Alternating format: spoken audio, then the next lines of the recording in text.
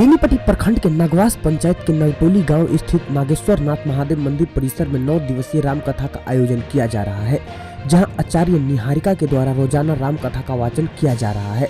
सोमवार की शाम व्यास आचार्य निहारिका ने कथा वाचन के दौरान भगवान श्री राम के विवाह उत्सव का वर्णन किया। उन्होंने कथा श्रवण को आए श्रद्धालुओं को कहा कि भगवान राम पूरे जीवन उत्तम पुरुष की मर्यादा का पालन किया, इसलिए उन्हें पुरुषोत्तम भी कहा जाता है। भारतीय समाज में राम और सीता को आदर्श दंपति का उदाहरण देते हुए आचार्य राम कथा में राजा जनक की शिव धनुष की प्रतिज्ञा पर प्रकाश डालते हुए कहा कि जब स्वयंवर हुआ तो कई राजा धनुष पर प्रत्यंजा चढ़ाने में विवश हो गए तो राजा जनक हताश हो गए। उन्होंने कहा कि क्या कोई मेरी पुत्री के योग्य नहीं है।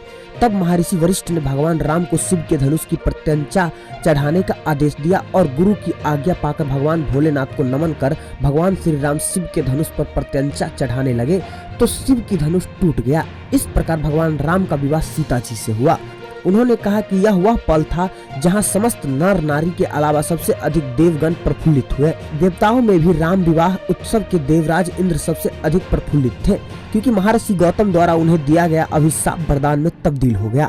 कोई 2 आंखों से, कोई 4, कोई 6 और कोई 10 आंखों से भगवान श्री राम के विवाह उत्सव का आनंद ले रहे थे, लेकिन एकमात्र देवराज इंद्र थे जो सशस्त्र नेत्रों से भगवान के विवाह उत्सव का आनंद ले रहे थे। उनके अभिशाप बने शारीरिक चिन्ह नेत्र में तब्दील हो गए थे। इसलिए तो सभी देवताओं ने कहा कि आज पुरंदर सम नहीं को। कथावाचक ने कहा कि भगवान श्री राम का पूरा जीवन चरित्र उत्तम व आदर्श है और उनके जीवन चरित्र का पाठ व भजन करने से प्राणी भाव सागर पार कर जाता है। गौरतलब है कि नगवास के नवटोली में 10 फरवरी से 18 फरवरी तक राम कथा का आयोजन होगा, जहां पूजा समिति अध्यक्ष लक्ष्मण शाह, शंभुनाथ झा, संदेश झा, सुष्मिता कुमारी, मनोज शाह, सुमित झा, अवधेश कुमार साफी, मनीष कुमार झा, कृष्ण कुमार झा, शंभू शाह व शंकर शाह समेत अन्य लोग भी कार्यक्रम को सफल बनाने में मुस्तैद थे।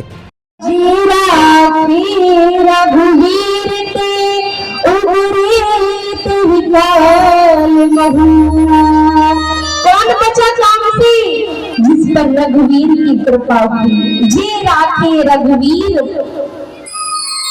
जिसको राम जी ने बचाया, बस वही काम से बचे। जैसे ही बाण लगा बाबा का नेत्र खुला, बाबा देखने लगे,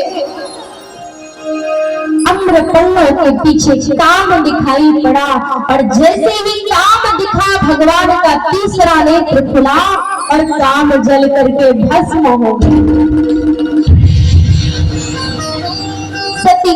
रति रोते हुए आई है। भगवान शिव ने कहा आंसू तो से छड़े रुष्टा छड़े कृष्णा कृष्णा रुष्टा छड़े छड़े। अभी बहुत क्रोध में थे, लेकिन जैसे रति रोते हुए आई बाबा ने कहा चिंता मत करो, मैं तुम्हें वचन देता हूँ कि तुम्हारे पति भगवान कृष्ण के पुत्र बनकर के द्वापर में आएंगे। कृष्ण तनय हुई है पति तोरा, वचन अन्यथा होई न मोरा। कृष्ण भगवान के जो पुत्र होंगे वो तुम्हारे पति होंगे। रति ने कहा महाराज तब तक का इंतजार करना पड़ेगा, आप कुछ ऐसा करो कि मुझे मेरे पति मिल जाए।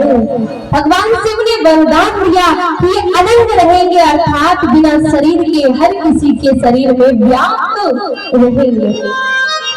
रति प्रसन्न होकर के चली गई, देवताओं स्तुति किया, महाराज विवाह कर लीजिए। देवताओं ने भगवान शिव से कहा विवाह कर लीजिए। भगवान शिव ने कहा करेंगे, क्योंकि भोलेनाथ राम जी आदेश देकर के पहले ही गए और भगवान शिव राम जी की बात को कभी टालते नहीं है। अब बस थोड़ा सा धैर्य बनाओ, झांकी भी आपके बीच में आने ही वाली है। तो आज भगवान शिव ने वचन लिया कि विवाह मैं करूंगा।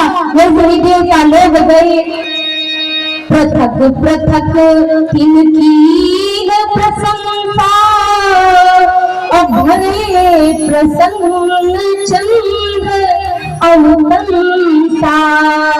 देवताओं ने खूब प्रशंसा करी और अपने अपने नगर में जाकर के अपने अपने धाम में लोक में जाकर के आप हमारे मधुबनी न्यूज को फेसबुक पे देख रहे हैं तो पेज को लाइक करें, यूट्यूब से देख रहे हैं तो हमारे चैनल को सब्सक्राइब करें और बेल आइकन को दबाना ना भूलें।